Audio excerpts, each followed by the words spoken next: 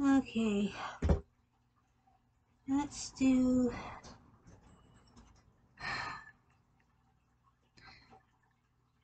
reaction videos.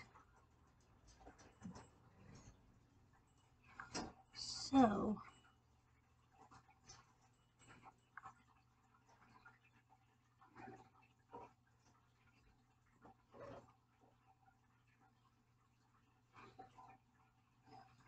let's do that.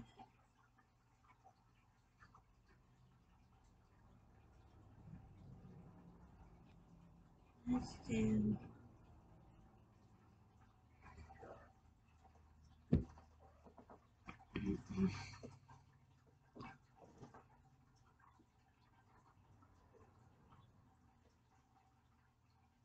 let's do the murder their friend because they were hungry.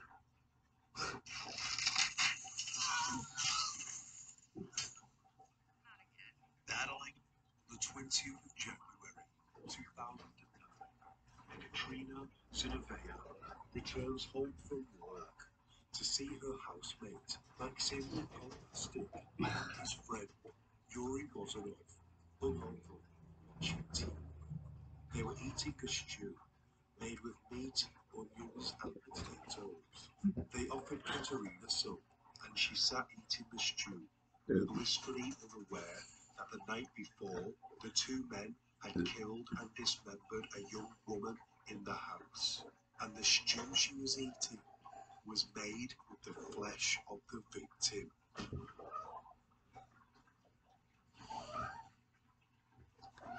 Before we start, if you find this video fascinating, then at the end, please drop it a like and let me know what you thought about the case. It helps the channel. Also, don't forget to hit subscribe for more and hit the bell notification. Thank you. Karina Budichan, a young woman raised by a single mother, had always harbored a deep passion for the performing arts, and she worked tirelessly to attend a theatre school and perform in various productions. She also had an interest in writing, pouring her heart into poetry and short stories. She confided in her friends of her desire to attend a renowned theatre school in Russia and make her way to the United States with the goal of becoming an actress.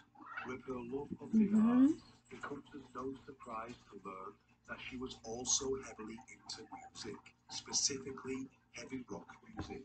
As she delved further into this world and attended more gigs, at the age of 15, she met a young man named Maxim who was 19. Maxim became a big influence on Karina, and she began to dress like him, listen to the same music, and secretly began to fall in love with him. However, at the time they met, Maxim had a girlfriend, and he did not reciprocate Karina's feelings of love. They remained friends and continued to attend concerts together. Karina's mother, Nadia, had met Maxim during this time, and she said, Karina told me about him. I tried to warn her off because he seemed to play with her emotions. He was too old for her, and he gave me the creeps. Life was good for Karina. She had hope for the future, she was discovering the world, and she was making new friends. Until the 19th of January, 2009, the day of her disappearance. Karina had a typical school day. She attended her classes and afterwards she went to a friend's house to study. As the night grew darker, Karina called her mother and asked about spending the night at her friend's to finish their homework. Little did her mother know that it would be the last time that she would ever hear her daughter's voice. Her mother gave her permission to stay, but told her to be back home for 7 a.m. Karina promised to be back, but she would never make it home again. Karina's mother, Nadia, is worried when she wakes up to find her daughter is not home. She calls her mobile, but no one answers, so she calls Karina's friend to find out where she is. The friend reveals that Karina had gone to meet someone after they had finished their homework, that she had last seen her at the train station. Karina's mother immediately goes to the police station to report her daughter missing, and they begin to search right away, as she is only 16 years of age.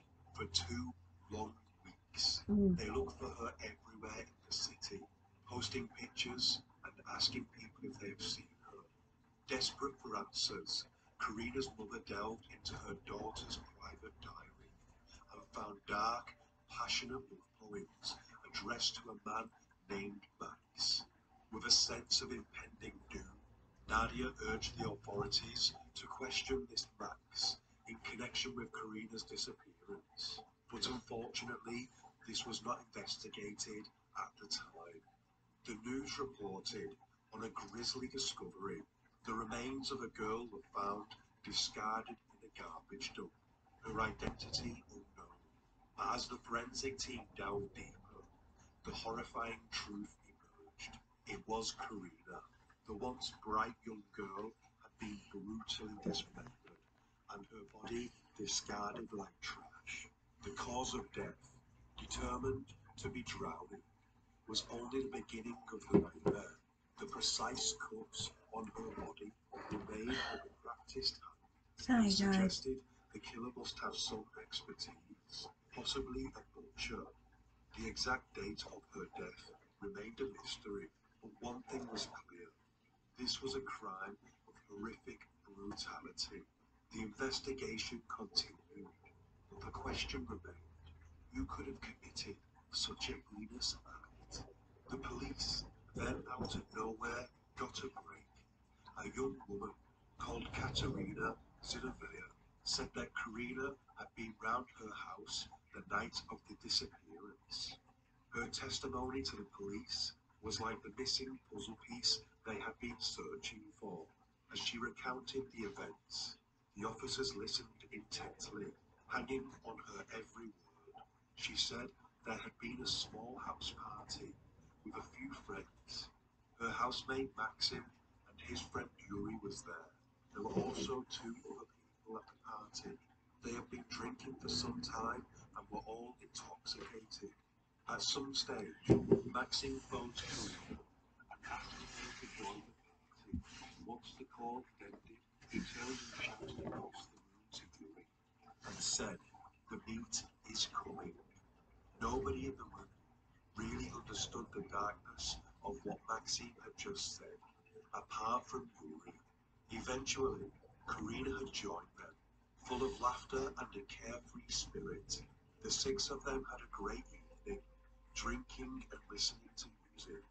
Eventually, Maxim announced that he wants to be alone with Karina, and he asks his friends to leave. He also asks his roommate, Katrina, to give them some space. So all of the guests leave, apart from Yuri. Maxim told Karina that he wanted to be intimate with her and asked her to take a bath with him. She did. Katrina, the housemaid, said Karina was in love with Maxim and went to the bathroom with him. I went to bed. I was sleeping, but heard splashes of water and some noise. I decided to check out what was going on. Yuri stopped me and told me to go back to bed. They had joked earlier that they could kill Karina, but, of course, I couldn't believe for a second that they were serious. The cold calculation of the murder was evident as Karina lay unaware in the bathtub, with Maxim sitting upon her legs. The facade of normality was shattered as Maxim sneezed 3 times, a prearranged signal for Yuri to enter and brutally force Karina's head beneath the water, both men conspiring to take her life. The act was nothing short of heinous, leaving a chilling reminder of the darkness that can reside within the hearts of humans. They meticulously harvested her organs, her body parts, still warm with the remnants of life, were carefully portioned and prepared for their meal. Vegetables and potatoes were added to the mix, and as they cooked, Yuri and Maxim, with cold precision, cleaned every last trace of their heinous act, from the bathroom. For if anyone were to ask, especially the unsuspecting roommate, they would simply say that Karina had left the house, just like all the others before her. But she would never leave, not truly. For her remains, the ones they didn't cook, were neatly stored away in the freezer, and the evil duo put the rest of Karina's dismembered body, including her severed head, in plastic bags, which they dumped in a district in St. Petersburg. The investigation into the Russia. gruesome murder of Karina was relentless, with Yuri and Maxim as prime suspects. But as they sat across from the interrogators, their story twisted and turned, each trying to pin the blame on the other. But their lies could not hold up forever, and they both soon confessed to the heinous act they had committed. And when asked why they did this, Maxim coldly responded that they were hungry and that there was no food in the house. It's shocking to hear their utter lack of humanity. Again. Investigators believe that the crime had been planned for some time, and when they found some of Karina's organs in Maxim's refrigerator, they knew they had the killers. To add to this, Maxim also worked as a market stall butcher to answer how the body had been mutilated in such a manner. The callousness with which they took a life for nothing more than a meal is truly terrifying. In addition to the murder, Maxim and Yuri were accused of stealing Karina's property: a camera, a mobile phone, an MP3 player with headphones, and 2 chains. During the trial, prosecutor Andrei Lavrenko said they cut up the body of the victim into several pieces, eating some of them and throwing the others into the bin. They cooked her meat and served up the meal with potatoes. The arrestees said they ate the girl's body parts because they were hungry. They even served up Karina to their unknowing housemate. At the end of the trial, Yuri took the last word and told the jury that he was a positive and kind person. In addition, the cannibal asked for leniency on his sentence for a chance to save his soul. Maxim refused the last word, saying he was not ready. Shockingly, Nadia, Karina's mother, only found out the grisly way her daughter had been killed and eaten by watching a TV news report. She said, "I collapsed and thought my heart was going to explode. What they did was barbaric." She said to the killers at the end of the trial, "You will burn in hell." Nadia continued, "They were oblivious to the pain they caused. When they murdered Karina, they killed my hopes for the future. Now I cling on to an image of her laughing and joking. They were so calm and matter of fact as they told how they killed and cooked her. I still don't understand why they did it. I brought her up to be trusting, but I was wrong.